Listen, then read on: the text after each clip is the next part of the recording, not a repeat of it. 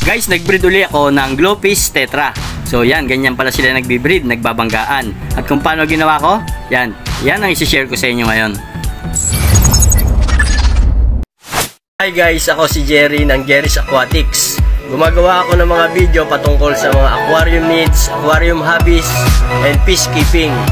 So kung gusto mo ng ganitong mga video, feel free to visit sa channel ko at pakicheck mo na lang yung mga nagawa ko ng video. Hello and good day mga kapisda. Okay, so yun guys, ganito yung ginawa ko. Napanood ko kasi na mas naging effective yung pagbibreed niya ng Glowfish Tetra. So ang ginawa ko mga kapisda, 6 PM or 7 PM pwede nating ilagay sa tub. Then ang gagawin natin, pagsasamahin natin sila doon and tatakpan natin. Yun talagang madilim, as in wala sila talagang makikita. Then yun sa umaga, ginawa ko 6 AM, tinanggal ko na yung takip. Then yun nga yung nakita ko, nagbabanggaan na sila. So ibig sabihin nagbi-breed na sila.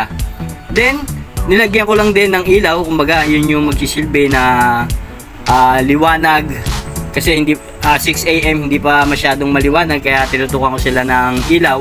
At yun pala yung nakaka-attract sa kanila na mag-spawn o magbagsak ng egg, yung papaliwanag.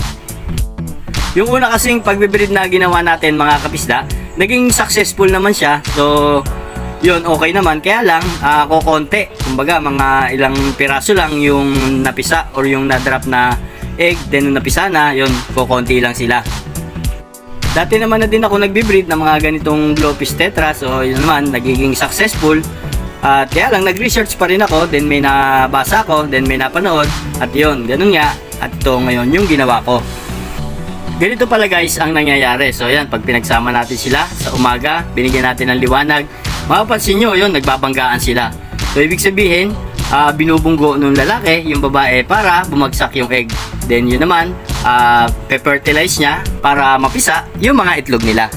Mabilis lang naman mga kapisda ma-hatch yung egg nila. So yan, kung sa ngayong umaga, kinabukasan makikita nyo may mga lumalangoy-langoy na at napisa na yung mga egg. Okay, ito na mga kapisda, at 9 AM na. So paghiwalayin ko na, babalik ko na doon sa pinaglalagyan nila para makakain natin sila. So yun, 3 hours, i-check na natin kung nakapangitlog na sila. Okay guys, ang ginawa ko, 6 PM pinagsama ko sila, then tinakpan para maging madilim. Then kinabukasan, 6 AM tinanggal ko na yung takip. Then ito ngayon, 9 AM na, 3 hours yun. Tatanggalin ko na yung mga binibreed natin na tetra. Then ito mga kapisda, nahiwalay na natin yung mga breeder. Then tatanggalin na natin tong cage na ginamit natin. Nilipat ko lang dito sa kabilang tab, baka meron pang mga nakadikit dito na egg, pwedeng mapisa rin sila doon sa kabilang tank. Then ito mga kapisda, kung mapapansin nyo, hindi masyadong kita sa camera, pero yan, may mga nakikita ko, yan yung mga maputi na yon sa ibaba.